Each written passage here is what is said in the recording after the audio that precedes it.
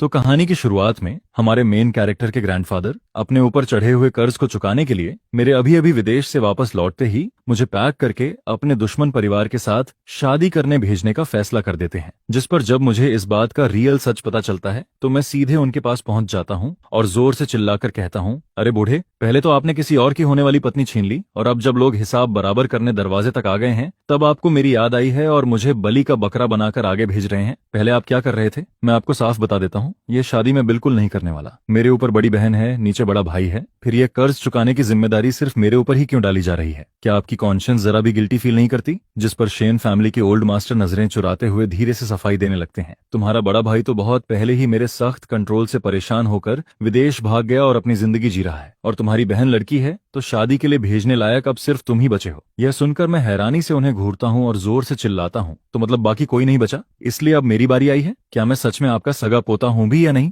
बूढ़े, आखिर आपके दिमाग में चल क्या रहा है? आप इतनी जिद करके मुझे शादी के लिए क्यों भेज रहे हैं? कहीं इसके पीछे कोई छुपा हुआ खेल तो नहीं है? जिस पर मैं पूरी सावधानी के साथ उन्हें घूरता रहता हूँ। इसके बाद शेन ओल्ड मास्टर घबराकर हाथ हिलाने लगते हैं और कहते हैं, ऐसी कोई बात नहीं है। फिर वो आगे कहते हैं, अहंतान, तुम मेरे सगे पोते हो, क्या तुम्हारे ग्रैंडफादर तुम्हें धोखा देंगे? मैं तुम्हारी शादी किसी भी रैंडम औरत से थोड़ी करवाऊंगा। तुम्हारी शादी पेई फैमिली की बुई लाम से होगी। जिस पर मुझे ऐसा लगता है जैसे मेरे हाथ पैर ही सुन्न हो गए हों। मैं तुरंत चौंक कर कहता हूँ, क्या कहा? किससे शादी? बुई लाम का नाम सुनते ही ऐसा लगता है जैसे आसमान से बिजली सीधे मेरे ऊपर गिर गई हो। यह नाम सुनकर मैं अंदर से बाहर तक झुलस जाता हूँ। बाहर की दुनिया में बुई लाम बुई ग्रुप की असली मालिक मानी जाती है। लोग कहते हैं कि उसके तरीके बेहद खतरनाक हैं। शहर की आधी ताकत उसके हाथ में है और वह ऐसी यंग लेडी है जिसकी तरफ अनगिनत लोग सिर्फ ऊपर देखकर ही बात करने की हिम्मत करते हैं। लेकिन मेरे दिमाग में उसकी कोई शानदार इमेज नहीं आती, बल्कि मुझे एक डरावनी महिला की तस्वीर दिखाई देती है जो अंधेरे में खड़ी होकर मुझे घूरते हुए मुस्कुरा रही होती है। जिस पर मैं पागलों की तरह सिर हिलाने लगता हूँ और कहता हूँ, नहीं, बिल्कुल नहीं। बुई लाम तो पूरे शहर की फीमेल डेविल के नाम से फेमस है। क्या आप मुझे सीधा मौत के मुंह में भेज रहे हैं? मुझे कुछ नहीं सुनना। यह शादी मैं हरगिज नहीं करूंगा। अगर आपको बीवी लाम इतनी पसंद है तो आप खुद उससे शादी कर लीजिए। यह सुनकर शन ओल्ड मास्टर समझ जाते हैं कि मैं किसी भी हालत में मानने वाला नहीं हूँ। जिस पर वो अपना तुरुप का पत्ता निकालते हैं और कहते हैं, आंथन, पहले मेरी बात सुनो। अगर तुम बुई लाम से शादी कर लेते हो तो मैं तुम्हारा वह काम पूरा करवा दूंगा। जिस पर मैं तुरंत उनका धोखा भूल जाता हूँ और उत्सुकता से पूछता हूँ, कौन सा काम? लेकिन शेन ओल्ड मास्टर सिर्फ रहस्यमयी मुस्कान देते हैं और कुछ भी नहीं बताते। इसके बाद सीन सीधे बीवी फैमिली की तरफ शिफ्ट होता है, जहां लिविंग रूम के सोफे पर एक लंबी और बेहद खूबसूरत महिला बैठी होती है। उसकी आवाज में हल्की दूरी और ठंडापन साफ फील होता है। वह पूछती है, ग्रैंडफादर, आपने मुझे वापस बुलाया है, क्या कोई जरूरी बात है? जिस पर बीओआई ओल्ड मास्टर अपनी पोती को ध्यान से देखते हैं और धीरे से कहते हैं, मैंने तुम्हारे लिए एक शादी तय कर दी है। यह सुनते ही वह महिला तुरंत उठकर बाहर जाने लगती है। जिस पर हॉल के बीचों बीच ग्रैंडफादर की आवाज गूंजती है, बुईलम, क्या तुम सच में 72 साल की उम्र तक शादी का इंतजार करोगी? लेकिन ब्यूइलम बिना पीछे देखे ठंडी आवाज में जवाब देती है, मेरी शादी का फैसला करने का हक अभी आपको नहीं मिला है। वह मुश्किल से 2 कदम ही आगे बढ़ती है कि पीछे से फिर आवाज आती है, जिस लड़के से तुम्हारी शादी तय हुई है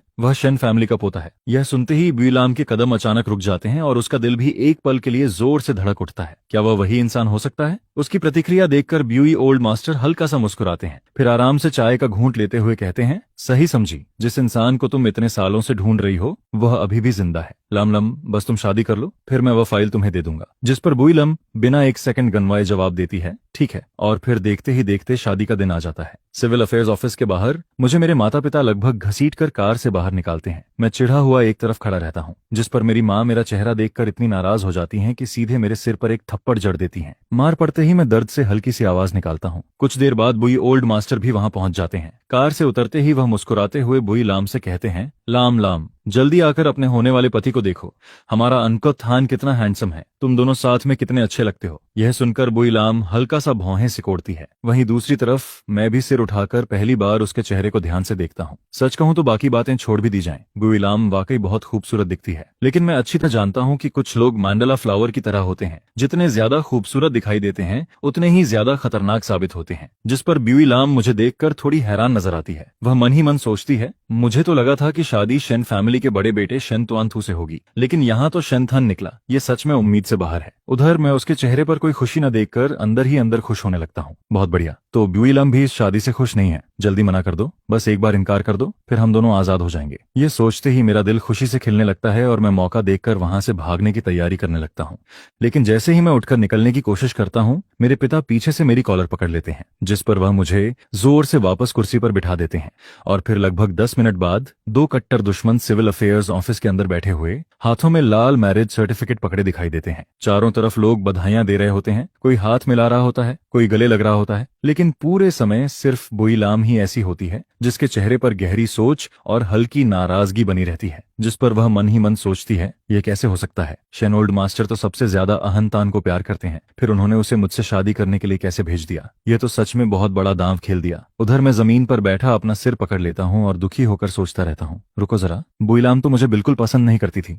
उसके स्वभाव के हिसाब से तो उसे उसी वक्त मुड़कर चले जाना चाहिए था। फिर आखिर उसने इतनी आसानी से मैरिज सर्टिफिकेट लेने के लिए हाँ कैसे कर दी? और फिर मेरी आजाद जिंदगी पूरी तरह बर्बाद हो जाती है। पूरे दिन की भागदौड़ के बाद शाम को जब मैं घर वापस पहुंचता हूं तो सोचता हूं कि अब आराम से बिस्तर पर लेटकर लंबी नींद लूंगा। लेकिन तभी मुझे एक और बुरी खबर सुनने को मिलती है, जिस पर पता चलता है कि मुझे घर भी बदलना पड़ेगा। मैं अभी इस बात को समझ भी नहीं पाता कि अपनी आंखों के सामने मेरा सारा सामान एक के बाद एक गाड़ियों में लाद कर सीधे बुईलाम के इलाके में भेजा जाता है, जिस पर मैं लगातार अपने ग्रैंडफादर से विरोध करता रहता हूँ। रुकिए, जरा रुकिए, क्या आप लोग मेरा सामान वापस नहीं लाने वाले? ऐसा थोड़ी है कि मैं हमेशा के लिए वहीं रहने वाला हूँ। लेकिन ग्रैंडफादर सिर्फ मेरे कंधे पर हाथ थपथपाते हैं और इशारा कर देते हैं कि अब तो मेरी चप्पलें तक वापस नहीं लौटेंगी। करीब 1 घंटे बाद मैं ब्यूइलम की प्राइवेट रेजिडेंस थुंगवेट दाई में पहुंच जाता हूँ, जिस पर मैं थोड़ा असहज होकर उसकी तरफ देखता हूँ और कहता हूँ, हाय, नमस्ते, मेरा नाम शेनथान है। बुईलम मेरी तरफ देखती है, हल्की सी सांस छोड़ती है और सिर हिलाकर दिखाती है कि उसने मेरी बात सुन ली है। फिर वह अपनी हमेशा वाली ठंडी आवाज में कहती है, हेलो शेनथान, पहले मैं तुम्हें यहाँ के कुछ रूल्स बता देती हूँ। तीसरी मंजिल पर जाना बिल्कुल मना है। उसके अलावा बाकी सभी कमरे तुम अपनी मर्जी से चुन सकते हो। यह सुनते ही मैं तुरंत कमरा देखने निकल पड़ता हूँ, लेकिन कई कमरे घूमने के बाद भी मुझे कोई पसंद नहीं आता, जिस पर मैं दूसरी मंजिल पर खड़ा होकर नीचे मौजूद ब्यूइलम से जोर से शिकायत करने लगता हूँ, अरे बुईलम, तुम्हारी यह जगह तो बहुत बेकार है। यहाँ एक ढंग का गेमिंग रूम तक नहीं है, ऐसे में मैं यहाँ रहूंगा कैसे? ये सुनकर बुईलम गहरी सांस लेती है और दूरी बनाकर कहती है, रहना है तो रहो, नहीं रहना तो अभी चले जाओ। मुझे सबसे ज्यादा नफरत उन आदमियों से है जो हर चीज में कमी निकालते हैं। इतना कहकर वह मेरी प्रतिक्रिया देखने की भी जरूरत नहीं समझती और सीधे ऊपर चली जाती है, जिस पर मैं तुरंत गुस्से से भर जाता हूँ। फिर जल्दी से घर फोन लगाता हूँ ताकि ग्रैंडफादर से शिकायत कर सकूं। लेकिन जब कॉल लगती है तब पता चलता है कि कोई भी मेरा फोन उठाने को तैयार नहीं है। यह देखकर मैं दांत पीसते हुए मन ही मन कहता हूँ, बहुत बढ़िया, अब मुझे सब समझ आ गया है। ये पूरा का पूरा जाल था, सिर्फ गेमिंग रूम नहीं है, बस इतनी सी बात है ना? ठीक है, मैं यहीं रहूंगा। मुझे नहीं लगता ब्यूइलम मुझे घर से बाहर निकाल पाएगी। जिस पर मैं अपना सारा गुस्सा सूटकेस पर निकालता हूँ और उसे जोर से घसीटते हुए एक ऐसे कमरे में पहुंचता हूँ जहां रोशनी कम से कम ठीक ठाक होती है। फिर मैं वहीं अपना सामान जमा लेता हूँ। उधर ऊपर मौजूद बुईलम सुनती है कि आखिरकार मैं शांत हो गया हूँ, जिस पर वह हल्का सा मुस्कुराती है और वापस अपने बेडरूम में चली जाती है। अगली सुबह पेट में उठती जोरदार भूख मुझे मेरे खूबसूरत सपने से जगा देती है। मैं आंखें मलते हुए चारों तरफ देखता हूँ। पूरा घर बेहद शांत होता है। इतनी खामोशी मुझे अजीब लगती है, जिस पर कुछ देर बाद मुझे याद आता है कि यह मेरा घर नहीं बल्कि बुई फैमिली की फीमेल डेविल का इलाका है। यह सोचते ही मैं फिर से बिस्तर पर गिर जाता हूँ। मैं इस सच्चाई को स्वीकार ही नहीं करना चाहता, लेकिन जब भूख से मेरी हालत खराब होने लगती है तब जाकर मैं नीचे उतरता हूँ। मैं मन ही मन सोचता हूँ कि बुईलम ने मेरे लिए खाना जरूर छोड़ा होगा, आखिर उसे खुद भी तो खाना खाना होता है, वह इतनी भी बेरहम नहीं हो सकती। लेकिन जैसे ही मैं नीचे पहुंचता हूँ मेरे चेहरे की मुस्कान तुरंत गायब हो जाती है। मैं वहीं का वहीं जम जाता हूँ। पूरा किचन इतना साफ होता है जैसे वहां कभी किसी ने खाना बनाया ही न हो। न कोई बर्तन इस्तेमाल हुआ दिखाई देता है, न कहीं खाने की खुशबू होती है, न ही वहां जिंदगी के कोई निशान दिखाई देते हैं, जिस पर मुझे अपनी आंखों पर विश्वास नहीं होता। मैं पूरे थू नगुएत दाई में करीब आधे घंटे तक घूमता रहता हूँ, लेकिन एक भी इंसान दिखाई नहीं देता। यह देखकर मैं पूरी तरह टूट जाता हूँ और सिर उठाकर चिल्लाता हूँ, क्या यहाँ कोई है? कोई तो मेरी मदद करो, मुझे सच में बहुत भूख लगी है। इसी दौरान बीओआई ग्रुप हेडक्वार्टर्स के अंदर बुईलम को एक कॉन्फिडेंशियल फाइल दी जाती है, जिस पर वह फाइल उठाकर अपने असिस्टेंट की तरफ फेंकती है और कहती है, जाकर इन जानकारियों की ऑथेंटिसिटी वेरीफाई करो। असिस्टेंट फाइल की सामग्री देखता है और तुरंत समझ जाता है कि मामला क्या है। वह काम करने जाने ही वाला होता है कि तभी बुई फादर वहां पहुंच जाते हैं। वह सीधे मुद्दे पर आते हुए पूछते हैं, लैम लैम, कल रात तुम्हारी वेडिंग नाइट थी, शेनथान के साथ रहना कैसा रहा? यह सुनते ही असिस्टेंट का संतुलन बिगड़ जाता है। सीढ़ी से उतरते समय उसका पैर फिसल जाता है और जोरदार आवाज पूरे ऑफिस में गूंज जाती है, जिस पर सेक्रेटेरिएट डिपार्टमेंट के सभी कर्मचारी सिर उठाकर उसकी तरफ देखने लगते हैं। वहीं असिस्टेंट पूरी कोशिश करता है कि वह सामान्य दिखाई दे। फिर वह अपने बॉस की तरफ देखता है। बुई लाम अपने हमेशा शांत रहने वाले असिस्टेंट की हालत देखकर आंखें घुमाती है, जिस पर असिस्टेंट जल्दी से खुद को संभालता है और ऐसे निकल जाता है जैसे कुछ हुआ ही ना हो। इसके बाद बुई लाम अपने पिता की तरफ देखकर पूछती है, आप आखिर जानना क्या चाहते हैं? और फिर देखते ही देखते रात के 8 बज जाते हैं। पूरे दिन का काम खत्म करके ब्यूई लाम घर लौटने के लिए खड़ी होती है, लेकिन तभी उसे याद आता है कि अब घर में एक और इंसान भी मौजूद है, जिस पर वह वापस कुर्सी पर बैठ जाती है। असल में वह फिलहाल शेनथान का सामना नहीं करना चाहती, इसलिए वह सोचती है कि आज ऑफिस में ही सो जाएगी। तभी उसका पर्सनल असिस्टेंट दरवाजा खटखटाकर अंदर आता है और कहता है, चेयरमैन, ओल्ड मास्टर ने फोन किया था, उन्होंने कहा है कि आपको घर वापस जाना चाहिए। यह सुनकर बुई लाम समझ जाती है कि जिस चीज का सामना करना ही है उससे हमेशा भागा नहीं जा सकता। उधर थू न्यूएत दाई में मैं खिड़की के बाहर ढलती शाम को देखता हूँ, जिस पर उत्सुक होकर खिड़की के पास चला जाता हूँ। सच कहूँ तो बुई लाम की पसंद कमाल की है। थू न्यूएत दाई का पूर्व हिस्सा शानदार सूर्योदय दिखाता है और पश्चिमी तरफ से पूरा आसमान रंगीन बादलों से भर जाता है। नजारा वाकई शानदार होता है, लेकिन खूबसूरती देखकर पेट तो नहीं भर सकता। मेरा पेट लगातार गुर्राता रहता है और मैं भूख से बेहाल हो चुका होता हूँ। फिर भी बुई लाम का कोई अता पता नहीं होता, जिस पर मैं परेशान होकर सोचता हूँ, आखिर खाना कब मिलेगा? यह सोचते सोचते मैं सीधे फर्श पर गिर जाता हूँ और तभी दरवाजे पर खड़ी ब्यूई लाम मुझे देखती है। मैं जमीन पर फैला हुआ होता हूँ, दोनों हाथ सीने पर रखे हुए, आंखें बंद किए, बिल्कुल ऐसे जैसे कोई गहरी नींद में सो रहा हो, जिस पर बुई लाम के मन में काफी सवाल उठते हैं। लेकिन फिर भी वह शांत चेहरा बनाए मेरे पास चली आती है और पूछती है, तुम आखिर कर क्या रहे हो? यह सुनकर मैं अचानक अपनी आंखें खोल देता हूँ और पूरी गंभीरता के साथ कहता हूँ, मैं सोच रहा हूँ कि भूख से मरने के लिए कौन सा पोज सबसे कूल लगेगा। जिस पर जैसे ही हम लिविंग रूम में पहुंचते हैं, मैं उसके पीछे पीछे चलते हुए लगातार शिकायत करना शुरू कर देता हूँ, तुम्हारी इस वीरान जगह पर सर्वेंट नहीं है तो ठीक है। मैंने फूड डिलीवरी मंगाने की कोशिश की, लेकिन उन्होंने यह कहकर मना कर दिया कि यहाँ बहुत दूर का एरिया है। अगर मैं भूख से मर गया तो तुम्हें क्या फायदा होगा? आखिर मैं तुम्हारा हस्बैंड हूँ, क्या तुम विडो बनना चाहती हो? लेकिन अगर ऐसा भी है तो मुझे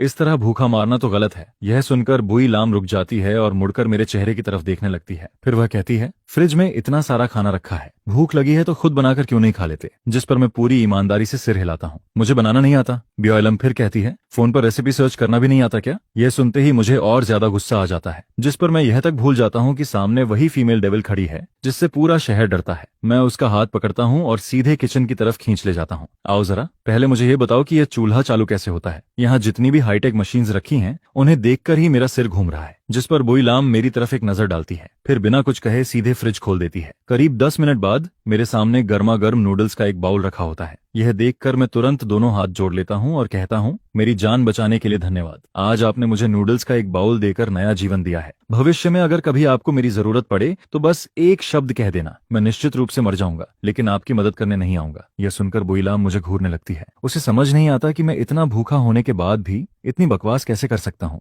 जिस पर वह ठंडी आवाज में कहती है, चुपचाप खाओ। और सच कहूँ तो इस बार मैं वाकई बहुत भूखा होता हूँ। एक पूरा बोल नूडल्स 5 मिनट भी नहीं टिकता। मैं उसे पूरी तरह साफ कर देता हूँ, यहाँ तक कि दोनों हाथों से बाउल उठाकर आखिरी बूंद तक सूप भी पी जाता हूँ। फिर बाउल नीचे रखकर हाथ के पीछे वाले हिस्से से मुंह पहुंचता हूँ। यह देखकर बुई लाम के चेहरे पर साफ साफ नफरत वाला एक्सप्रेशन दिखाई देता है, जिस पर मैं उसकी तरफ देखकर कहता हूँ, मुझे एक नैनी चाहिए। नहीं तो फिर मैं भूखा मर जाऊंगा। मैं कुकिंग सीखने वाला नहीं हूँ, तो फिर भूखे रहो। यह सुनकर मैं गुस्से का नाटक करता हूँ और उसे डराने की कोशिश करता हूँ, लेकिन ब्यूई लाम सिर्फ मेरी तरफ देखती रहती है। मेरी आंखें बड़ी जरूर हो जाती हैं, लेकिन उनमें जरा भी थ्रेट नहीं होता। जिस पर वह पूछती है, पेट भर गया? नहीं। यह सुनकर ब्यूई लाम कुछ सेकंड के लिए रुक जाती है। असल में वह उठकर मेरे लिए एक और बाउल बनाने का सोच रही होती है, लेकिन जब वह मेरी आंखों में उसे चुनौती देने वाला भाव देखती है तो उसके मुंह से निकले शब्द बदल जाते हैं। नहीं भरा तो भूखे रहो। बस इसके बाद मैं अपना गुस्सा कंट्रोल नहीं कर पाता। अरे ब्यूई लाम, तुम कैसी सीईओ हो? इतनी छोटी सोच कैसे हो सकती है तुम्हारी? जिस पर ब्यूई लाम अचानक फैमिली के दबाव को याद करती है। फिर वह मेरी तरफ देखकर कहती है,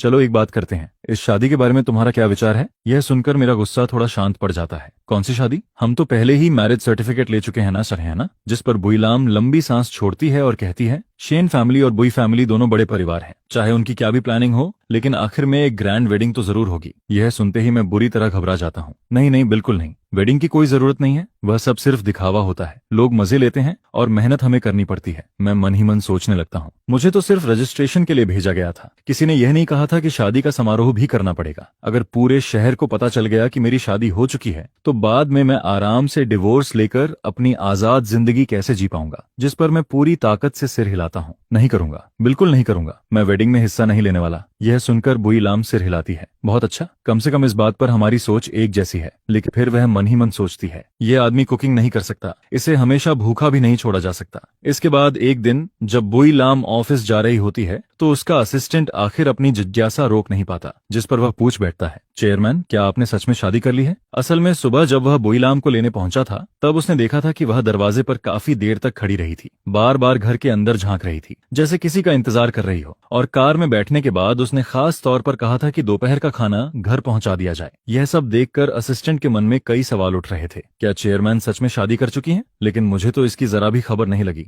जिस पर बुईलाम अपनी खूबसूरत पलकों को झुकाकर फोन की तरफ देखती रहती है। काफी देर बाद वह धीरे से एक शब्द बोलती है, हाँ। यह सुनते ही असिस्टेंट की आंखें फैल जाती हैं। चेयरमैन, आपने किस फैमिली में शादी की है? शेन फैमिली में? लेकिन शेन फैमिली और बोई फैमिली तो जन्म जन्म के दुश्मन है ना? यह खबर असिस्टेंट के लिए किसी बम से कम नहीं होती। फिर वह हिचकते हुए पूछता है, लेकिन चेयरमैन, क्या शेन फैमिली की बड़ी बेटी को पता है कि उसका छोटा भाई आपसे शादी कर चुका है? जिस पर बुईलाम कोई जवाब नहीं देती। सीन इसके बाद विदेश में मौजूद एक रिसर्च बेस की तरफ शिफ्ट होता है। वहां एक युवा महिला सफेद लैब कोट पहने हुए कांच की दीवार के बाहर खड़ी होती है। उसके पीछे कई रिसर्चर्स प्रोग्रेस रिपोर्ट दे रहे होते हैं। मास्क उसके चेहरे का आधा हिस्सा छिपा देता है, लेकिन उसकी ठंडी और शानदार प्रेजेंस फिर भी साफ महसूस होती है। तभी उसका फोन बज उठता है। शेन वैन फोन निकालकर कॉलर आईडी देखती है और तुरंत समझ जाती है कि कॉल उसके पुराने राइवल की है, जिस पर वह कॉल रिसीव करती है। हेलो, दूसरी तरफ से बुईलाम की आवाज आती है, मैंने शादी कर ली है। यह सुनते ही शेन फैमिली की यंग लेडी मजाकिया अंदाज में कहती है, रुको जरा, अगर तुम शादी कर रही हो तो मेरे ग्रैंडफादर भी जरूर कंपटीशन में उतर जाएंगे, फिर वह मुझे भी किसी से शादी करने के लिए मजबूर कर देंगे।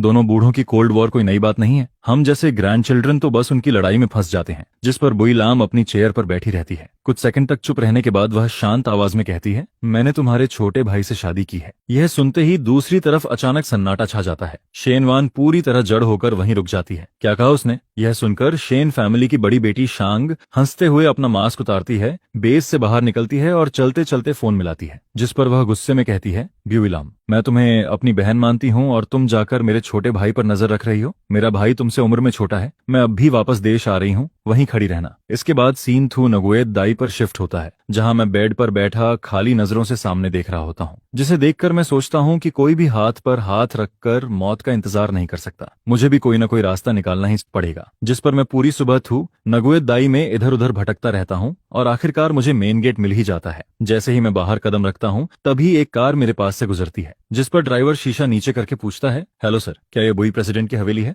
जिसके जवाब में मैं सिर हिलाकर हाँ कह देता हूँ। इसके बाद मैं फिर 1 घंटे से ज्यादा पैदल चलता हूँ और आखिर एक रोड साइड रेस्टोरेंट तक पहुंच जाता हूँ, जिस पर मैं सीधे अंदर घुसकर खाने की तलाश करने लगता हूँ। उधर थू नगुएत दाई के लिविंग रूम में खाने की पूरी टेबल सज चुकी होती है, लेकिन कोई भी उसे छूने की हिम्मत नहीं करता, क्योंकि बीओआई प्रेसिडेंट ने सिर्फ खाना पहुंचाने का आदेश दिया था। किसी में भी इतना साहस नहीं था कि उन्हें नीचे बुलाकर खाना खाने को कह सके। जिस पर सारे नौकर चाकर चुपचाप वहां से निकल जाते हैं और पूरी टेबल भर स्वादिष्ट खाना मेरे लिए छोड़ देते हैं, जिसे देखकर मैं जमकर खाना खाता हूँ और पेट भर लेता हूँ। इसके बाद मैं एक लंबी सी डकार लेता हूँ, एक टैक्सी रोकता हूँ और सीधे घर की तरफ निकल जाता हूँ। घर पहुंचते ही मैं जोर से चिल्लाता हूँ, दादाजी बाहर आइए, आज हम दोनों के बीच रिश्ता खत्म हो जाएगा। उधर शेन ओल्ड मास्टर आराम से चाय पी रहे होते हैं। तभी मेरी जोरदार आवाज सुनकर उनका पूरा शरीर कांप जाता है, जिस पर वह दादी की तरफ देखते हैं और दोनों तुरंत हाथ पकड़कर छिप जाते हैं। मैं गुस्से में चिल्लाता हूँ, सब लोग कहाँ हैं? क्या सब हवा हो गए? बाहर आओ। इसके बाद मैं सीधे लिविंग रूम में घुस जाता हूँ, लेकिन पूरा घर खाली नजर आता है। काफी देर इंतजार करने के बाद भी कोई बाहर नहीं आता, जिस पर मैं कहता हूँ, ठीक है, यह सब आप लोगों ने खुद चुना है। यह कहकर मैं दोनों हाथों से दादाजी का सबसे पसंदीदा पोर्सिलेन का फूलदान उठा लेता हूँ और उसे नीचे फेंकने ही वाला होता हूँ, जिसे देखकर दादाजी घबराकर बाहर निकल आते हैं। रुको मेरे प्यारे पोते, मैं आ गया हूँ। धीरे धीरे उसे नीचे रखो, पहले फूलदान वापस शेल्फ पर रख दो, जो कहना है आराम से कहो। उनकी नजर पूरे समय अपने फूलदान पर ही टिकी रहती है, जिस पर वह पूछते हैं, पोते तुम यहाँ कैसे आ गए? मैं फूलदान को बगल में दबाकर कहता हूँ, अगर मैं वापस नहीं आता तो शायद वहाँ भूख से मर जाता। यह सुनकर दादाजी भी कुछ पल के लिए चुप हो जाते हैं। इसके बाद मेरे दिमाग में बुई परिवार का वह आदमी आता है। उसे तो कम से कम खाना मिल जाता होगा। उसका भोला भाला स्वभाव उसके बड़े भाई से बिल्कुल अलग है। उसका बड़ा भाई शेन जुनशु शांत और स्थिर स्वभाव वाला इंसान है। वह किसी ठंडी धार वाले चाकू की तरह लगता है, कम बोलता है और हमेशा ठंडा रहता है। मुझे लगा था कि दोनों सगे भाई हैं तो कुछ न कुछ समानता जरूर होगी, लेकिन हकीकत में दोनों एक दूसरे के बिल्कुल उलट निकले। मुझे लगा था कि शादी करके परिवार की समस्या खत्म हो जाएगी और जिंदगी आराम से कटेगी, लेकिन वह इतना बचकाना निकला कि कई बार मेरा मन करता है उसका मुंह टेप से बंद कर दूं।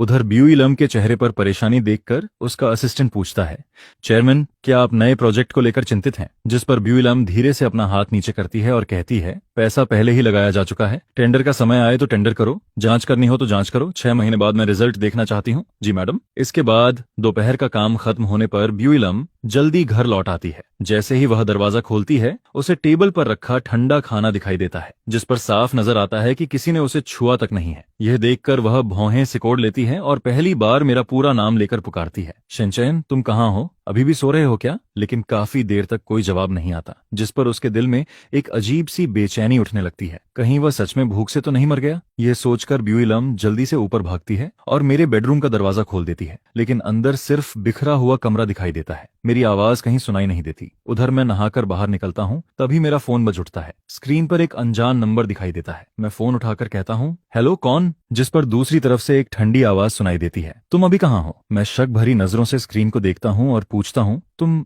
बुईलाम हो? रात के 8 बजे बुईलाम मेरे माता पिता के घर पहुंच जाती है। उस समय मैं नाइट सूट पहने बैठा होता हूँ। मेरे बाल भी अभी तक पूरी तरह सूखे नहीं होते। जैसे ही मैं उसे देखता हूँ, नाराज होकर कहता हूँ, तुम यहाँ क्या करने आई हो? हालांकि थू नगुए दाई में मैं उसके सामने ज्यादा कुछ कहने की हिम्मत नहीं करता था, लेकिन अपने घर में आते ही मेरा आत्मविश्वास वापस आ जाता है। जिस पर मेरी माँ मेरा हाथ पकड़कर कहती हैं, ए चैन, तुम लमलम से ऐसे बात कैसे कर सकते हो? वह तुम्हें लेने ही तो आई है। मैं होंठ सिकोड़कर कहता हूँ, मुझे लेने, ताकि फिर से मुझे भूखा छोड़ दे। यह सुनकर बुईलम शर्म से सिर झुका लेती है। उसके गाल हल्के लाल हो जाते हैं, जिस पर वह धीरे से कहती है, माफ कीजिए, कल सच में मेरी गलती थी, मुझसे चूक हो गई थी। इसके बाद शेन ओल्ड मास्टर भी समझाने लगते हैं। पति पत्नी शुरुआत में अजनबी ही होते हैं, धीरे धीरे एक दूसरे को समझते हैं और फिर रिश्ता मजबूत होता है। जब मैंने तुम्हारी दादी से शादी की थी, तब भी हम एक दूसरे को नहीं जानते थे। शादी को समय देकर संभालना पड़ता है। जिस पर मैं तुरंत उनकी बात काट देता हूँ, दादाजी रहने दीजिए। जब आपने दादी से शादी की थी तब मामला अलग था। आपने तो उन्हें 3 साल तक डेट किया था। अब यहाँ खड़े होकर गलत उदाहरण मत दीजिए। यह सुनकर पूरा कमरा एकदम शांत हो जाता है। मैं आगे कहता हूँ, और आप दोनों ने तो अपने सबसे प्यारे पोते को सीधे किसी और के घर भेज दिया। जिस पर ब्यूईलाम चुपचाप मेरी तरफ देखने लगती है। उधर माँ मुझे एक जोरदार चिकोटी काटती हैं, तब जाकर मैं अपना मुंह बंद करता हूँ। इसके बाद बुईलाम नीचे बैठकर दादाजी और माँ से बातें करती रहती है, जबकि मुझे पिता ऊपर ले जाकर लंबा लेक्चर देना शुरू कर देते हैं। असल में मैं नीचे वापस जाना चाहता था, लेकिन शेन ओल्ड मास्टर फिर मेरे पास आ जाते हैं। वह मेरा हाथ पकड़कर धीरे धीरे कुछ फुसफुसाते रहते हैं और करीब आधा घंटा मुझे रोके रखते हैं। जिस पर वह कहते हैं, मैंने वादा किया था ना, 3 साल बाद तुम्हारा तलाक हो जाएगा। अगर उस समय मैंने तुम्हें तलाक लेने से रोका तो तुम्हारी दादी के सामने मेरा सीक्रेट फंड उजागर कर देना। मैं शक भरी नजरों से उन्हें देखता हूँ, लेकिन दादाजी, आपको आखिर गुस्सा किस बात का है? अगर किसी को गुस्सा होना चाहिए तो बीओआई ओल्ड मास्टर को होना चाहिए। जिस पर दादाजी रहस्यमयी मुस्कान के साथ मेरी तरफ देखते रहते हैं। शेन ओल्ड मास्टर मेरी आंखों में आंखें डालकर पूरी गंभीरता से कहते हैं, बस तू मेरे लिए यह गुस्सा निकाल दे। अगर ऐसा कर दिया तो मैं तुझे 2 साल में ही तलाक दिलवा दूंगा। जिस पर मैं तुरंत कहता हूँ, डील पक्की। इसके बाद आधी रात को पूरा परिवार मुझे ऐसे घूरता है जैसे मैं कोई कैदी हूँ। फिर सब मिलकर मुझे बुईलाम की कार में बैठा देते हैं। रास्ते में एक कन्वीनियंस स्टोर दिखाई देता है, जिसे देखकर मेरा मन स्नैक्स और इंस्टेंट नूडल्स खरीदने का करने लगता है। जिस पर मैं कहता हूँ, ब्यूईलाम, मैंने आज रात अभी तक कुछ नहीं खाया है। सोच रहा था घर जाकर आराम से लेट नाइट खाना खाऊंगा, लेकिन तुम तो मुझे सीधे उठा लाई। लेकिन ब्यूईलाम ऐसे बर्ताव करती है जैसे उसने कुछ सुना ही न हो और सीधे थ्रू न्यू डे पहुंच जाती है। जिस पर मैं भी उससे बहस करने का मन छोड़ देता हूँ। घर पहुंचकर मैं सीधे अंदर चला जाता हूँ। जैसे ही दरवाजा खोलता हूँ, लिविंग रूम में खाने से भरी पूरी टेबल दिखाई देती है। यह देखकर मुझे एहसास होता है कि शायद मैंने दिन में ब्यूईलाम को गलत समझ लिया था। वह मुझे भूखा मारना नहीं चाहती थी। जिस पर मैं चोरी चोरी उसकी तरफ देखता हूँ और जल्दी से कहता हूँ, सॉरी बुईलाम, मुझे नहीं लगा था कि मामला ऐसा होगा। मेरी अचानक माफी सुनकर उसके बोलने का अंदाज भी पहले से काफी नरम हो जाता है। जिस पर वह कहती है, इधर आओ, मैं तुम्हें गैस जलाना सिखाती हूँ। मैं तुरंत सिर हिलाकर मना कर देता हूँ। एक सज्जन आदमी हमेशा किचन से दूर रहता है। लड़कों का किचन में जाना अच्छी बात नहीं मानी जाती। तुम्हें पता नहीं है क्या? यह सुनकर ब्यूईलम मन ही मन परेशान हो जाती है। आखिर यह आदमी बिना पूछे उसकी दुनिया में घुस आया था, लेकिन फिलहाल वह उसे बाहर भी नहीं निकाल सकती थी, क्योंकि अभी घर के बुजुर्गों से खुलकर टकराने का समय नहीं आया था। जिस पर वह गहरी सांस लेकर कहती है, जब तक मैं यहाँ हूँ तुम्हें जिंदगी भर किचन में जाने की जरूरत नहीं पड़ेगी। मैं तुम्हें सिखा सकती हूँ,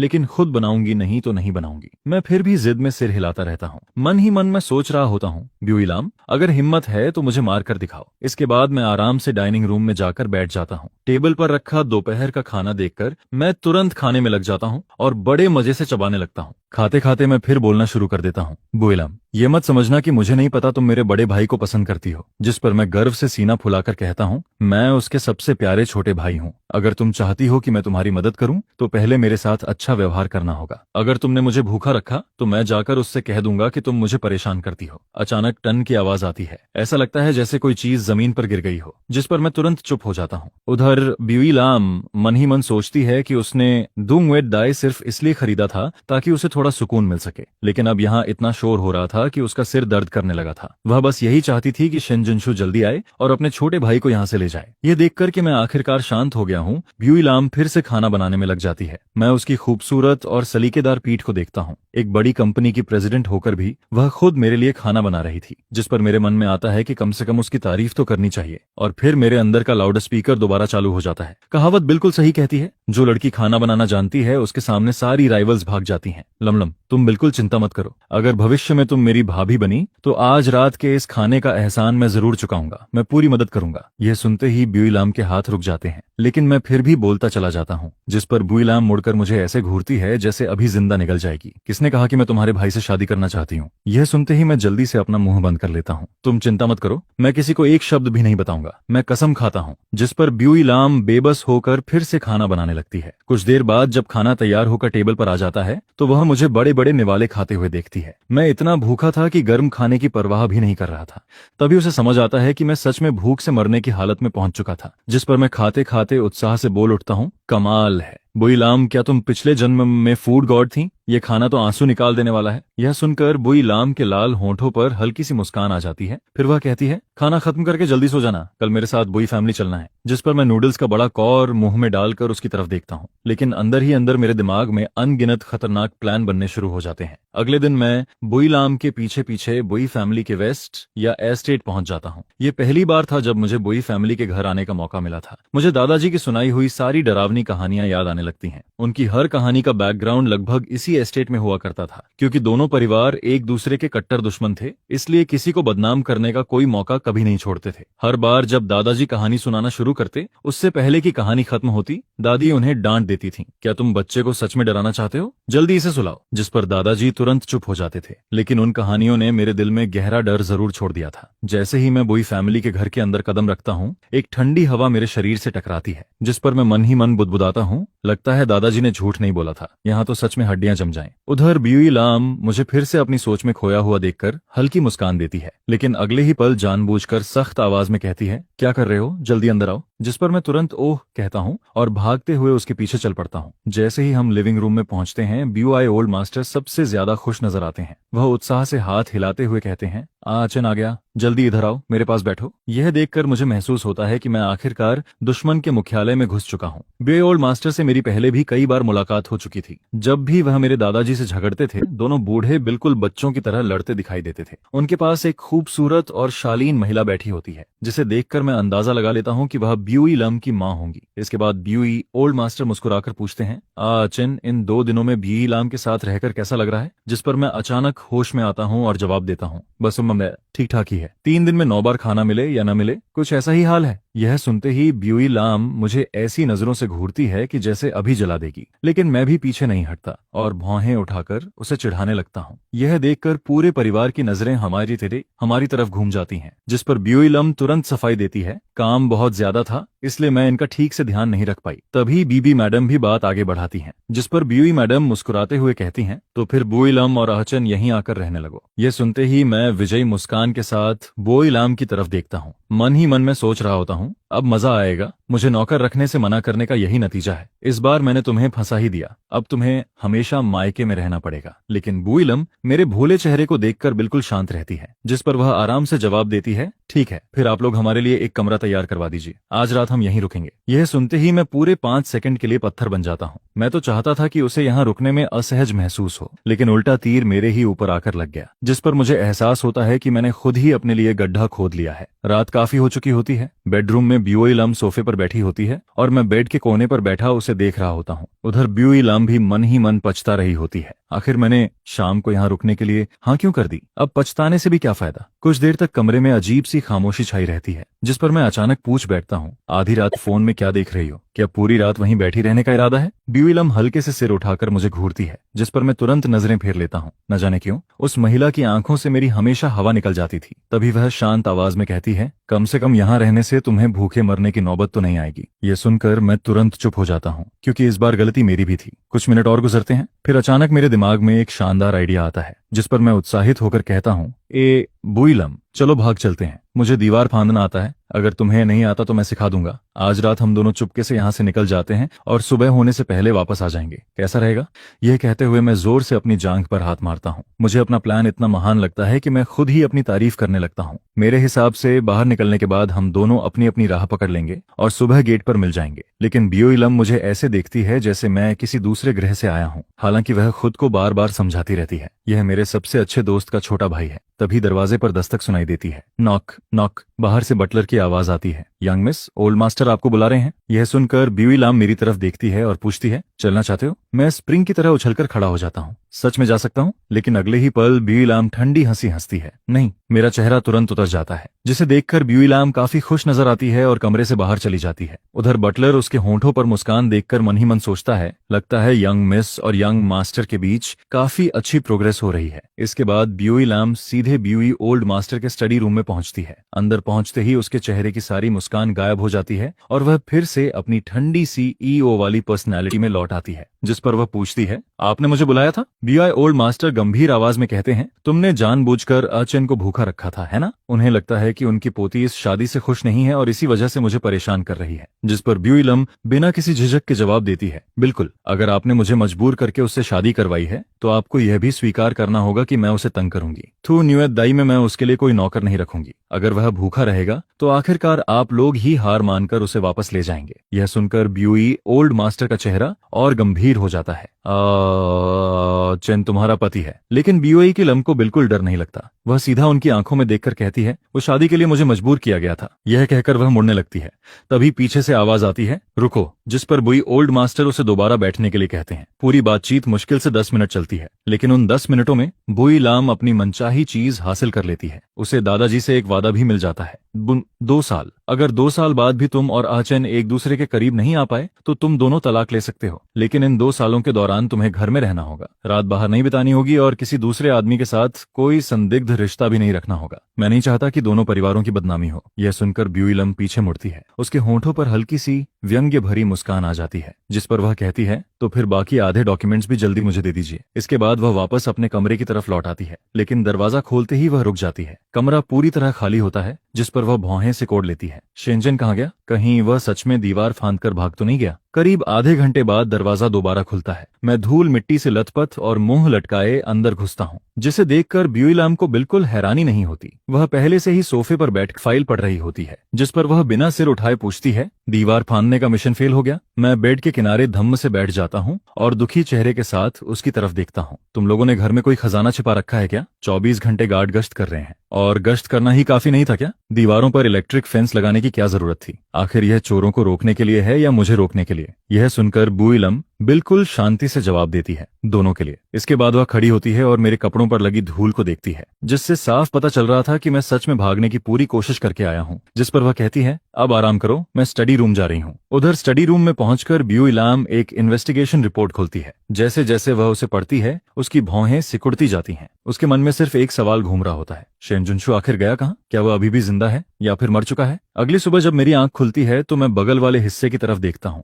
वहां किसी के सोने का कोई निशान नहीं होता, जिस पर मैं राहत की लंबी सांस छोड़ता हूँ। लेकिन अगले ही पल सोचता हूँ कि ऐसा होना तो बिल्कुल स्वाभाविक ही था। वो फीमेल डेविल हेड तो पहले से ही किसी और को पसंद करती है, फिर ऐसा कैसे हो सकता है कि वो आधी रात को वापस आकर मेरे साथ सोने के लिए ढूंढने लगे। जैसे ही मैं बेडरूम से बाहर निकलता हूँ तभी मैं देखता हूँ कि बुई ओल्ड मैडम फूलों को पानी दे रही होती हैं, जिस पर मैं तुरंत भागकर उनके पास पहुंच जाता हूं और कहता हूं, दादी मुझे दीजिए, मैं आपकी मदद कर देता हूं। जिस पर बुई ओल्ड मैडम जब देखती हैं कि उनका प्यारा ग्रैंडसन इन लॉ जाग चुका है, तब उनके चेहरे की मुस्कान और भी ज्यादा चमकने लगती है। वह बिना कुछ सोचे वाटरिंग कैन सीधे मेरे हाथ में दे देती हैं, जिसके बाद मैं पौधों को ऐसे पानी देने लगता हूं जैसे किसी पर पानी उड़ेला जा रहा हो। पूरा का पूरा पानी एक ही बार में जाकर गमले में गिर जाता है। अनथान मत करो, वो पौधा तुम्हारे दादाजी बड़ी मुश्किल से अफ्रीका से लेकर आए थे। जिस पर मैं हैरानी से पूछता हूँ, दादी क्या हुआ, आपने क्या कहा? इस समय तक मेरे कपड़े भी पानी से पूरी तरह भीग चुके होते हैं। असल में ब्यूआई ओल्ड मास्टर उस लकी कैक्टस को बहुत ज्यादा पसंद करते हैं। उस पौधे की देखभाल भी वह हमेशा अपने हाथों से बड़े ध्यान से करते हैं और हर छोटी गलती से बचने की कोशिश करते रहते हैं। जिस पर ब्यूआई ओल्ड मैडम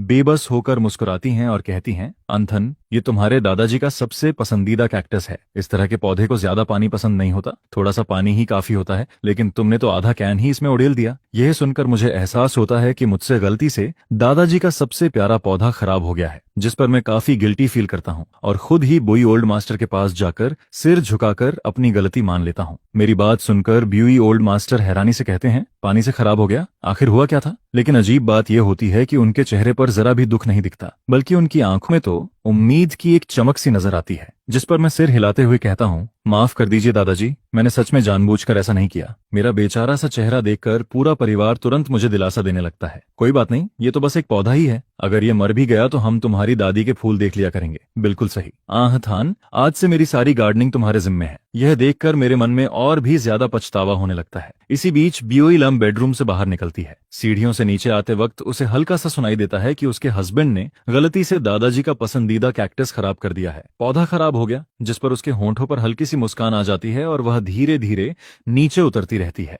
लेकिन लिविंग रूम तक पहुंचने से पहले ही उसे घुटनों के बल गिरने की आवाज सुनाई देती है। दादाजी, 3 दिन में 9 वक्त भूखा रहना, भूख से रोना, ये सब बातें मैंने बना दी थी। बुई लाम ने मुझे जानबूझकर भूखा नहीं रखा था। जिस पर बुई ओल्ड मास्टर कहते हैं, अंथन तुम उस लड़की का बचाव मत करो, गलती की है तो सजा मिलेगी। यह बात सुनकर बुई लम वहीं रुक जाती है। उसके मन में आता है, ये आदमी मेरी तरफदारी कर रहा है, आखिर ये नया ड्रामा क्या है? जिस पर मैं तुरंत कहता हूँ, सच कह रहा हूँ दादाजी, ऐसा कुछ भी नहीं था। उन्हें कैसे पता होता कि मुझे खाना बनाना नहीं आता? ऊपर से उनकी अभी अभी शादी हुई है, उन्हें भी घर में एक और इंसान के जुड़ने की आदत नहीं पड़ी होगी। कल रात जब वो घर लौटी थी तब उन्होंने मेरे लिए नूडल्स भी बनाई थी, उनकी खुशबू तो कमाल की थी। और अगले ही दिन उन्होंने खास तौर पर शानदार लंच भी ऑर्डर करके घर भिजवाया था। वो खुद भी खाना बनाना जानती हैं और बहुत अच्छा खाना बनाती हैं। अगर वो सच में मुझे भूखा रखना चाहती तो क्या आज मेरे अंदर इतनी ताकत होती कि मैं यहाँ खड़े होकर सबकी खुशामद कर रहा होता? इसलिए कल मैंने जो बातें कही थी वो सब कैंसिल हैं। मैंने जानबूझकर बढ़ा चढ़ाकर कहा था। यह सुनकर बुई लाम के होंठ अनजाने में ऊपर उठ जाते हैं। कम से कम इस आदमी को इतना तो पता है कि सही और गलत क्या होता है। जिस पर ब्यूआई ओल्ड मास्टर को भी एहसास होने लगता है कि उन्होंने कल रात अपनी ग्रैंड डॉटर को गलत समझ लिया था। आखिर उस लड़की ने एक शब्द तक सफाई नहीं दी थी और सीधे सारी गलती अपने से ले ली थी। यह सोचकर उन्हें अंदर ही अंदर गुस्सा भी आने लगता है। मैं जब उनका चेहरा देखता हूँ तो समझ नहीं पाता कि वो क्या सोच रहे हैं। जिस पर मैं हिचकिचाते हुए पूछता हूँ,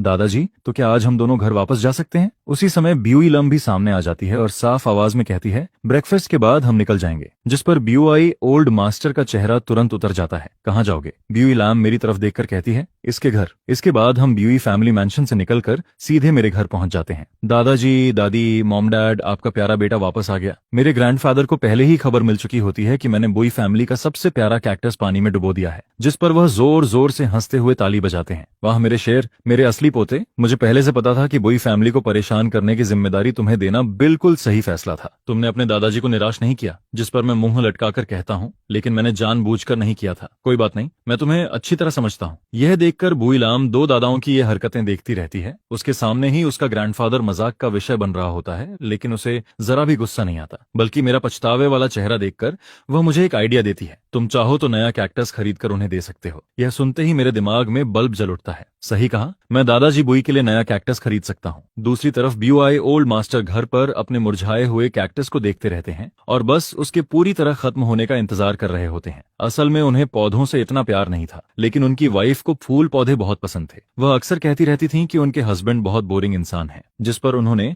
अपनी वाइफ को इम्प्रेस करने के लिए विदेश से एक बेहद रेयर कैक्टस मंगवाया था ताकि दिखा सकें कि उन्हें भी गार्डनिंग की समझ है। लेकिन सच तो यह था कि वह इस झंझट से बहुत पहले ही परेशान हो चुके थे। अब उनका प्यारा ग्रैंडसन इन लॉ आखिरकार उन्हें इस मुसीबत से छुटकारा दिला चुका था। अगर खराब हो गया तो हो जाने दो, मैं तो खुश हूँ। शाम होते ही BUI ओल्ड मास्टर मेरे माफी वाले गिफ्ट को देखकर स्तब्ध रह जाते हैं, क्योंकि मैं उनके सामने बिल्कुल नया और पहले से भी बड़ा कैक्टस लेकर खड़ा होता हूँ, जिस पर उनका चेहरा एकदम काला पड़ जाता है और वह कुछ बोल ही नहीं पाते। वहीं मैं पूरी ईमानदारी से उनसे माफी मांगता रहता हूँ। BUI ओल्ड मैडम मुझे देखकर सोचती हैं कि ये लड़का कितना सीधा और समझदार है। BUI सर भी मेरी तारीफ करते नहीं थकते और केवल BUI लाम ही बगल में खड़ी शरारती मुस्कान के साथ यह सब देखती रहती है, जिस पर BUI ओल्ड मैडम धीरे से अपने हस्बैंड को कोहनी मारती हैं और उन्हें याद दिलाती हैं कि अब बच्चों की भी थोड़ी तारीफ कर दी जाए। ओल्ड मास्टर BUI, अब तो इसे ले लीजिए, देखिए आंथन और लाम लाम ने खास आपके लिए ये नया पौधा खरीदा है। जिस पर BUI ओल्ड मास्टर का चेहरा ऐसा हो जाता है जैसे किसी मातम में बैठे हों। उनकी नजरें सीधे अपनी सगी पोती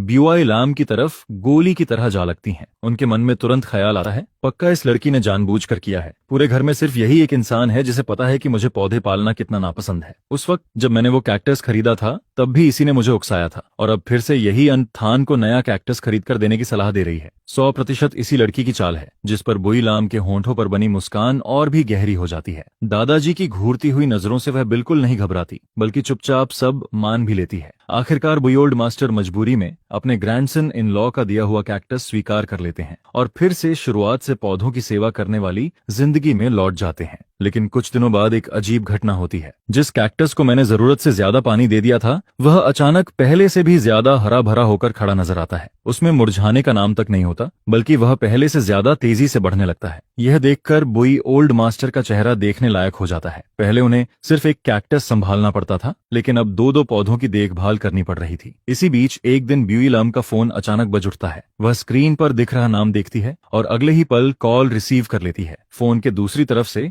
एक घबराई हुई पुरुष आवाज सुनाई देती है, लाम लाम, आंटी मैक बेहोश हो गई हैं, अभी मेडिकल रूम में है। यह सुनते ही BUI लाम चौंक कर खड़ी हो जाती है। मेरी माँ को क्या हुआ? जिस पर वह तुरंत कार कीज उठाती है और तेजी से बाहर निकल जाती है। हैतान यूनिवर्सिटी के बाहर झांग नहत फैम पहले से ही गेट पर खड़ा इंतजार कर रहा होता है। बहुत जल्द BUI लाम की सुपरकार आकर गेट के सामने रुकती है, जिस पर झांग नहत फैम आगे बढ़कर पैसेंजर डोर खोल देता है और अंदर बैठ जाता है। बैठते ही वह जानबूझकर कार विंडो नीचे कर देता है। इस समय यूनिवर्सिटी गेट के बाहर मौजूद कई स्टूडेंट्स उत्सुकता से उनकी तरफ देख रहे होते हैं, जिस पर झांग नहत फैम अपने चेहरे के भाव थोड़ा संभालता है ताकि वह और भी ज्यादा जेंटल और चार्मिंग मेल लीड जैसा दिखाई दे। उसके चेहरे पर शालीनता के साथ साथ गहरी ग्लानि भी साफ नजर आती है। असल में डीन मार्क पिछले काफी समय से बहुत बिजी थी, जिसकी वजह से उनकी रिसर्च प्रोजेक्ट की प्रोग्रेस काफी समय से रुकी हुई थी। आज ही नई केमिकल्स की शिपमेंट पहुंची थी, जिस पर डीन मार्क और झांग नहत फैम अगली रिसर्च स्टेज की तैयारी के लिए लैब में पहुंचे थे। असल में वो काम झांग नहत फैम को करना था, लेकिन डीन मैक ने उसे कुछ डॉक्यूमेंट्स लाने के लिए भेज दिया था, जिसकी वजह से उसे बिल्कुल अंदाजा नहीं था कि उनके पीछे डीन मैक लैब में बेहोश हो जाएंगी। BUI लाम की माँ इस समय है तन्हा यूनिवर्सिटी के एक ब्रांच इंस्टीट्यूट की डीन थी।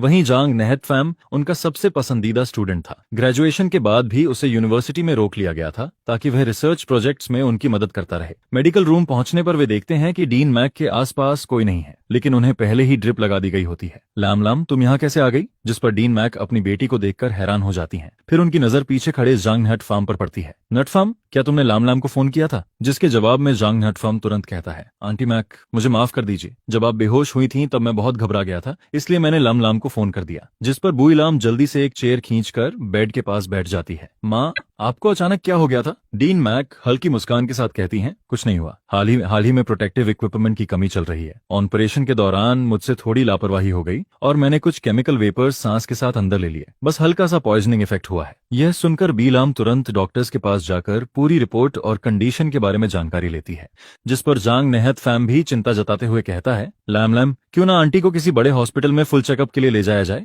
बेहोश होना कोई छोटी बात नहीं होती। दोपहर तक डीन मार्क की हालत काफी बेहतर हो जाती है, जिस पर BUI लाम उन्हें सीधे बड़े हॉस्पिटल ले जाती है। दोनों माँ बेटी देर रात तक जांच करवाती रहती हैं और रात काफी होने के बाद घर लौटती हैं। वापसी के रास्ते में BUI लाम खुद झांग नहत फैम को उसके घर छोड़ने जाती है, जिस पर झांग नहत फैम के पिता बड़े उत्साह से कहते हैं, बेटा अंदर आकर एक कप पानी तो पी लो। वहीं झांग नहत फैम भी उम्मीद भरी नजरों से BUI लाम की तरफ देखने लगता है, लेकिन BUI लाम विनम्रता से मना कर देती है, नहीं अंकल, आज मुझे नहत फैम का बहुत धन्यवाद करना है। कभी समय मिला तो मैं जरूर आपके साथ बैठकर चाय पीऊंगी, लेकिन आज मुझे वापस जाना होगा। यह सुनकर जांग नहत फैम अभी भी उसे रोकना चाहता है। तभी पीछे वाली सीट का विंडो धीरे धीरे नीचे आता है, जिस पर डीन मार्क मुस्कुराकर कहती हैं, आज काफी देर हो चुकी है, अगर अभी हम अंदर गए तो फैमिली को भी परेशानी होगी, किसी और दिन आराम से मिलेंगे। यह सुनते ही जांग नहत फैम जल्दी से अपने पिता का हाथ पकड़ लेता है। डैड, आज आंटी की तबीयत भी ठीक नहीं है, हम लोग अभी हॉस्पिटल से लौटे हैं, आज रहने दीजिए, अगली बार जरूर आएंगी। इसके बाद बुई लाम कार स्टार्ट करती है और सीधे बुई फैमिली एस्टेट की तरफ निकल जाती है। पीछे की सीट पर बैठी डीन मार्क अभी भी थोड़ा चक्कर महसूस कर रही होती हैं, जिस पर वह अचानक पूछती हैं, तुम इतनी देर बाहर रही तो अन्य थान ने घर पर खाना कैसे खाया होगा? जिसके जवाब में बुई लाम ठंडे स्वर में कहती है, उसके हाथ पैर सलामत हैं, भूखा होगा तो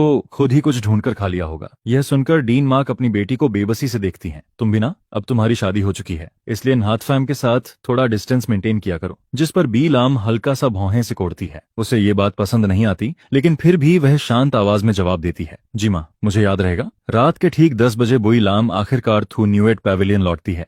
उधर मैं रेफ्रिजरेटर के सामने खड़ा गुस्से में उबल रहा होता हूँ। जैसे ही वह अंदर आती है मैं तुरंत बोल पड़ता हूँ, आज इतनी देर से क्यों लौटी हो? लेकिन ब्यूई लाम मुझे पूरी तरह इग्नोर कर देती है। वह जूते बदलती है और सीधे ऊपर जाने लगती है, जिस पर मैं तुरंत उसके पीछे पीछे भागता हूँ। फिर उसके करीब पहुंचकर धीरे से पूछता हूँ, आज चुपके चुपके किस आदमी से मिलने गई थी? यह सुनकर ब्यूई लाम अचानक रुक जाती है और मुड़कर मेरी तरफ देखती है, जिस पर मैं अपना चेहरा उसके बेहद करीब ले जाकर सूंघने लगता हूँ। ब्यूई लाम बस चुपचाप मेरी हरकतें देखती रहती है। एक ऐसी लड़की जो क्लीनलीनेस को लेकर पागल है, वह भी मुझे धक्का नहीं देती। जिस पर मैं दोबारा उसकी तरफ झुककर गहरी सांस लेता हूँ। पक्का तुम किसी आदमी से मिलकर आई हो, तुम्हारे ऊपर पाइन वुड परफ्यूम की स्मेल आ रही है। यही परफ्यूम मेरा बड़ा भाई भी इस्तेमाल करता है, लेकिन वो तो शहर में ही नहीं है। तो बताओ फीमेल डेविल हेड किस रखेल हीरो से मिलने गई थी? यह सुनकर बुई लाम तिरस्कार भरी नजरों से मुझे देखती है। अगर मैं किसी आदमी से मिलने गई भी थी तो उससे तुम्हें क्या? इतना कहकर वह मुड़ती है और सीधे ऊपर जाने लगती है, जिस पर मैं भी नाक सिकोड़कर उसके पीछे पीछे चल पड़ता हूँ। और देखते ही देखते हम दोनों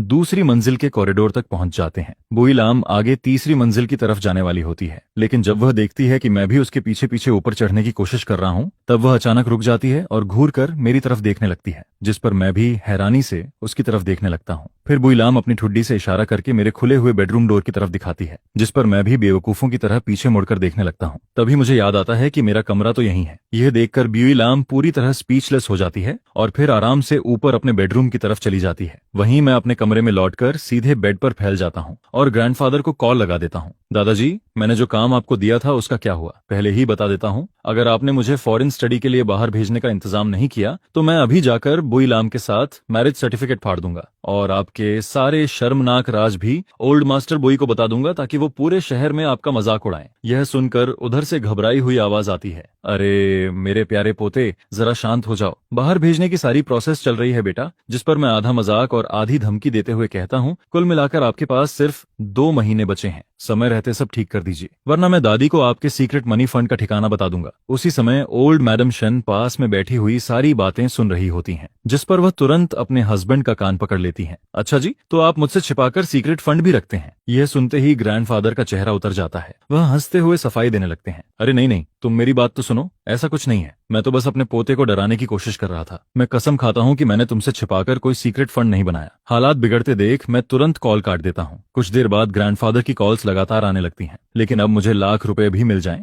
तब भी मैं फोन उठाने की हिम्मत नहीं करता। अगले दिन जांग नहत फैम बड़ी बेशर्मी से ब्यूई फैमिली मैंशन में डीन मैक की तबीयत पूछने पहुंच जाता है। आज लाम लाम दिखाई नहीं दे रही हैं। असल में मदर ब्यूई को पहले से पता था कि उसके मन में कुछ और ही चल रहा है। जांग फैमिली और ब्यूई फैमिली बिजनेस पार्टनर थे। कुछ समय पहले जांग नहत फैम ने रिसर्च स्टूडेंट बनने की रिक्वेस्ट की थी, जिसकी वजह से उन्होंने उसे अपने साथ रिसर्च टीम में रख लिया था। पहले वह उसकी भावनाओं को नजरअंदाज कर देती थी, लेकिन अब लाम लाम शादीशुदा थी। अगर दोनों का नाम लगातार साथ जुड़ता रहा तो बेवजह बातें बनने लगती, जिस पर मदर बुई तुरंत अपनी बेटी को कॉल करती हैं, लैम लैम आज दोपहर घर आकर लंच कर लेना और अनमन्य थान को भी साथ लेकर आना, घर पर गेस्ट आए हुए हैं। उधर उसी दिन जैसे ही मैं बुई लैम की कार से उतरता हूँ, मेरी नजर सबसे पहले उस कैक्टस पर पड़ती है जो मैंने गिफ्ट किया था। इस समय वह कोर्टयार्ड के एक कोने में रखा हुआ पहले से भी ज्यादा हरा भरा दिखाई दे रहा होता है। यह देखकर मैं खुशी से उछल पड़ता हूँ, जिस पर मैं बुई लाम का हाथ पकड़कर उसे अपनी उपलब्धि दिखाने ले जाता हूँ। इधर घर के अंदर बैठे झांग नहत फैम की आंखें गेट के बाहर कार रुकने की आवाज सुनकर चमक उठती हैं, लेकिन अगले ही पल उसकी उम्मीदों पर पानी फिर जाता है, क्योंकि बाहर से एक पुरुष आवाज सुनाई देती है, ब्यूई लाम जल्दी आकर देखो, दादाजी की प्लांट ग्रोइंग स्किल तो कमाल की है, चलो उनके लिए एक और कैक्टस खरीदते हैं। यह सुनते ही अंदर बैठे ओल्ड मास्टर बुई की आंखें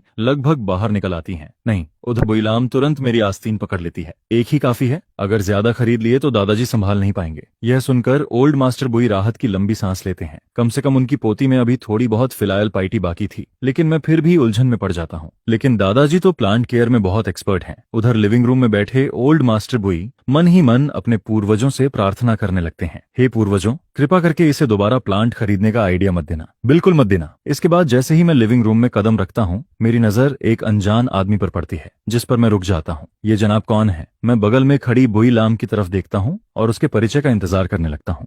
उधर झांग नहत फैम जल्दी से खड़ा हो जाता है।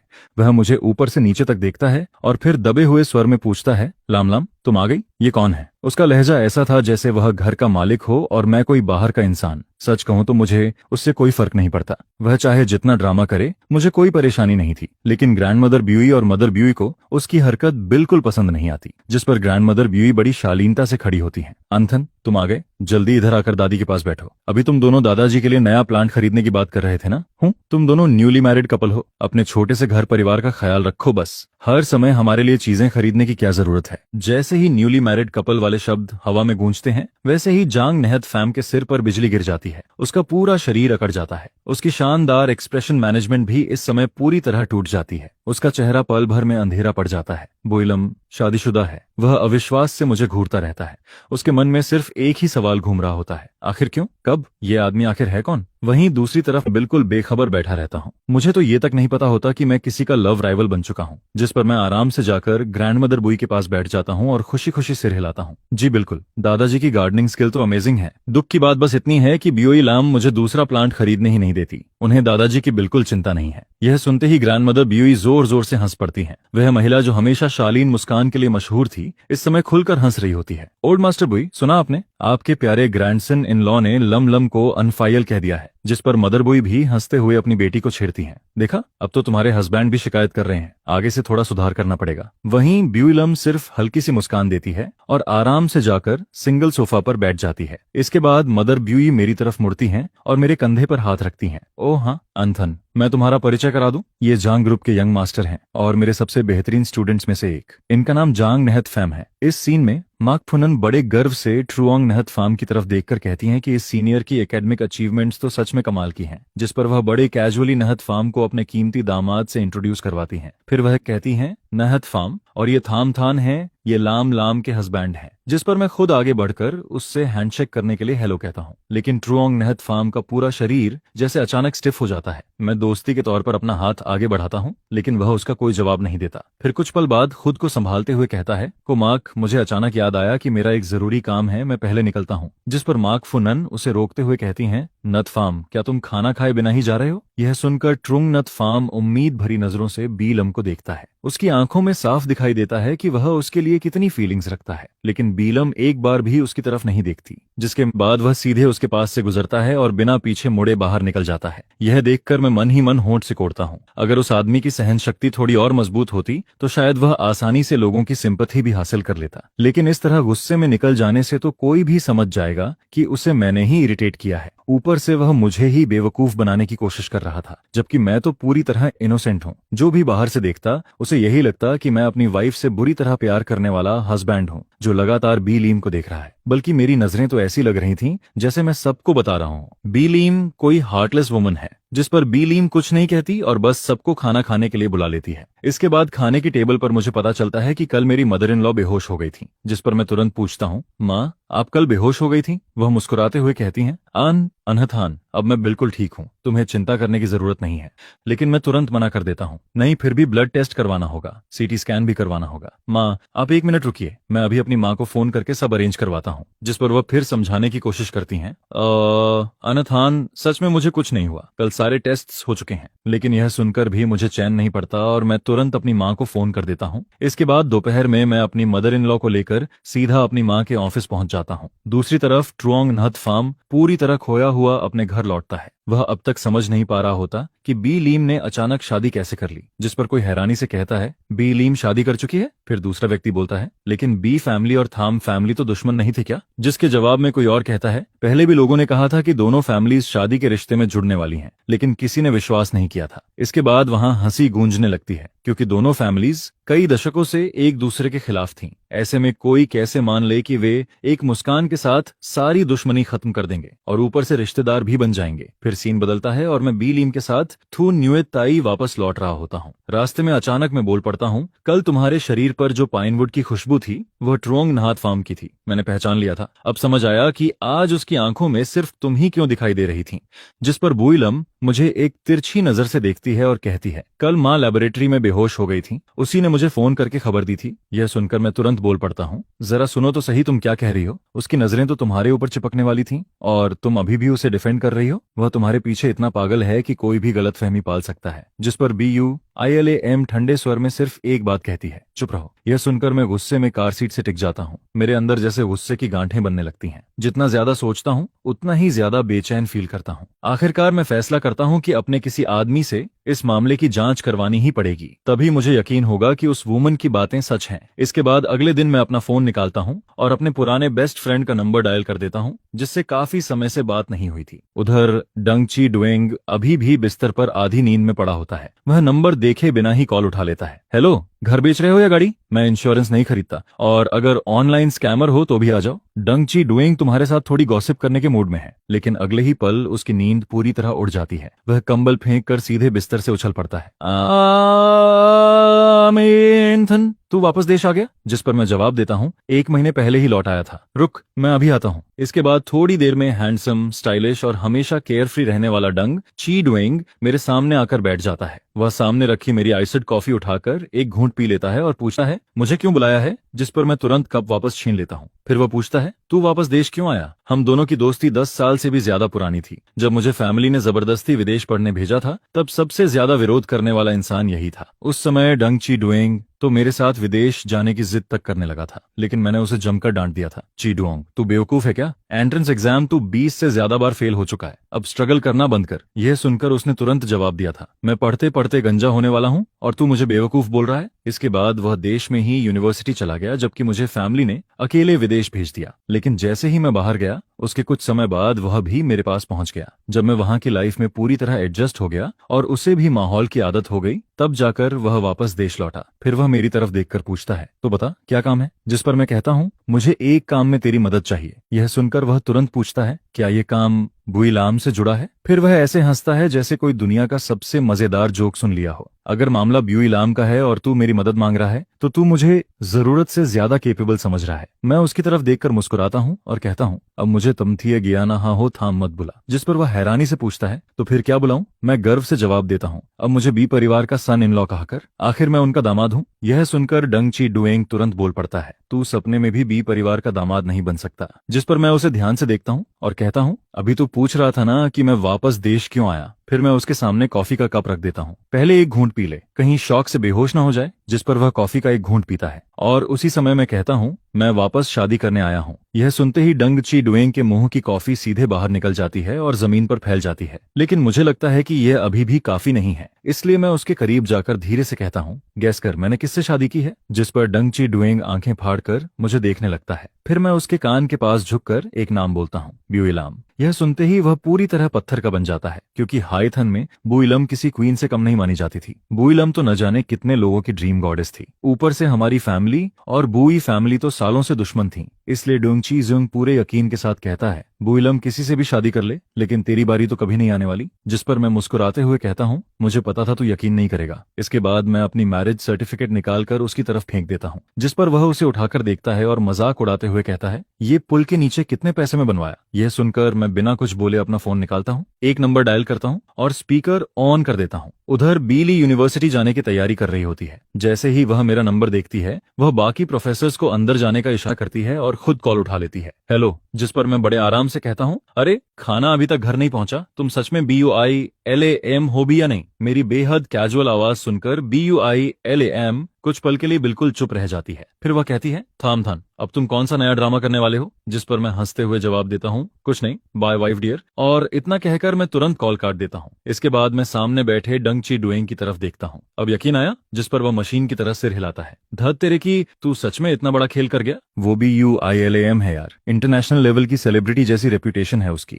मैं मुस्कुराकर कहता हूँ, तो अब मेरी मदद करेगा? जिस पर हम दोनों सिर जोड़कर बैठ जाते हैं। फिर मैं उसके कान में धीरे से कुछ कहता हूँ। यह सुनते ही वह लगभग कुर्सी से उछल पड़ता है। क्या तुम दोनों की अभी अभी शादी हुई है और तू मुझे उसकी पुरानी सोशल सर्कल और पास्ट रिलेशनशिप्स की जांच करने भेज रहा है? इसके बाद शाम को जब मैं घर लौटता हूँ तो देखता हूँ कि बीलीम पहले से ही सोफा पर बैठी मेरा इंतजार कर रही है। जैसे ही मैं अंदर आता हूँ वह सीधे पूछती है, सुबह वाली कॉल का मतलब क्या था? जिस पर मैं बिल्कुल मासूम चेहरा बनाकर कहता हूँ, कुछ खास नहीं, बस एक नंबर सेव नहीं था तो चेक कर रहा था कि वो तुम्हारा ही नंबर है या नहीं। ये सुनकर बीलीम भौहें चढ़ाती है। मेरी आवाज सुनने के बाद भी कंफर्म नहीं हुआ? ऊपर से वाइफ डियर भी बुलाना जरूरी था? फिर वह मुझे ध्यान से देखते हुए पूछती है, आज किसी ने तुम्हें परेशान किया है क्या? मेरी आइडेंटिटी बोरो करके किसी को दिखाना चाहते थे? जिस पर मैं पानी का घूंट पीकर जवाब देता हूँ, क्या मैं तुम्हें इतना कमजोर दिखता हूँ कि कोई मुझे बली कर ले? बुइलम मुझे ऊपर से नीचे तक देखती है। हाँ। यह सुनकर मैं ठंडी सांस छोड़ता हूँ और उसके पीछे जाकर खड़ा हो जाता हूँ। फिर अपनी पुरानी आदत के मुताबिक थोड़ा झुककर उसकी तरफ सूंघता हूँ, क्योंकि पहले वाली बात को लेकर मेरे मन में अभी भी शक था, लेकिन इस बार मुझे कुछ भी अलग महसूस नहीं होता। जिस पर मैं वापस मुड़कर अपने कमरे में चला जाता हूँ। फिर शाम ढलने लगती है और मुझे भूख लगने लगती है। मैं बाहर निकलकर किचन की तरफ देखता हूँ, लेकिन BUILAM अभी तक खाना नहीं बना रही होती। जिस पर मैं वापस कमरे में लौट जाता हूँ। आधे घंटे बाद फिर बाहर आता हूँ, लेकिन हालत वही रहती है। फिर मैं वापस चला जाता हूँ। तीसरी बार बाहर निकलते ही मैं बोल पड़ता हूँ, बुइलाम खाना बना लो, मुझे भूख लग रही है। लेकिन वह सिर तक नहीं उठाती। इसके बजाय वह कहती है, सुबह वाली कॉल का मतलब साफ साफ बताओ, तभी खाना मिलेगा। यह सुनकर मैं हैरान रह जाता हूँ। तुम बीमार हो क्या? फिर मैं फ्रिज खोलता हूँ, एक खीरा उठाता हूँ और खाते हुए वापस चला जाता हूँ। आधे घंटे बाद आखिरकार मैं सोफा पर बैठ जाता हूँ और उस महिला का सामना करता हूँ जिसके हाथ में मेरे पेट की किस्मत होती है। मैं अपने बेस्ट फ्रेंड से मिला था। मैंने उसे बताया कि मेरी शादी तुमसे हुई है, लेकिन उसे यकीन नहीं हुआ, इसलिए मैंने तुम्हें कॉल किया था। जिस पर बीलीम धीमे स्वर में पूछती है, शेखी बघार रहे थे? लगभग। फिर वह पूछती है, मुझसे शादी करके तुम इतने खुश हो? यह सुनकर मैं तुरंत जवाब देता हूँ, खुश? बिल्कुल नहीं। अगर खुश नहीं होता तो भला शो ऑफ किस बात का करता? इसके बाद मैं हाथ फैलाकर कहता हूँ, जो सच था वो बता दिया। अब तुम्हें यकीन करना है या नहीं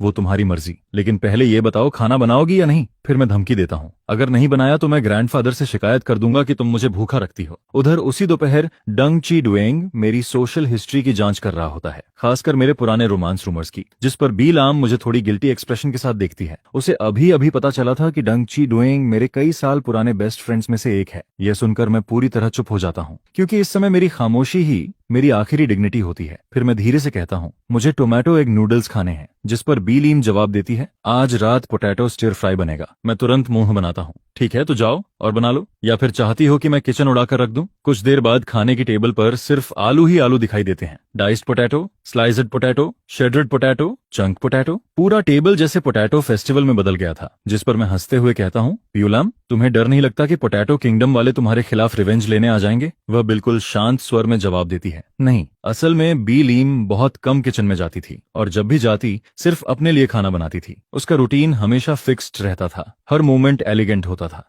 वह शायद ही कभी किसी आदमी के साथ एक टेबल पर बैठकर खाना खाती थी, लेकिन आज उसने पूरे टेबल पर पोटैटो फीस्ट सजा रखा था। उसे शायद लग रहा था कि मैं 2 कौर खाकर हार मान जाऊंगा, लेकिन अगले ही पल मैं पूरी स्पीड से खाना शुरू कर देता हूँ। वाह, ये खट्टा वाला कमाल है और ये स्पाइसी वाला तो गजब है। सीरियसली बीलाम, तुम तो जीनियस निकली। जिस पर मैं बोल लेकर खड़ा हो जाता हूँ। बुइलम को लगता है कि मैं खाना खत्म करके जा रहा हूँ, लेकिन अगले ही पल मैं बोल उठाकर सीधे लिविंग रूम में चला जाता हूँ, टीवी चालू करता हूँ और खाते खाते देखने लगता हूँ।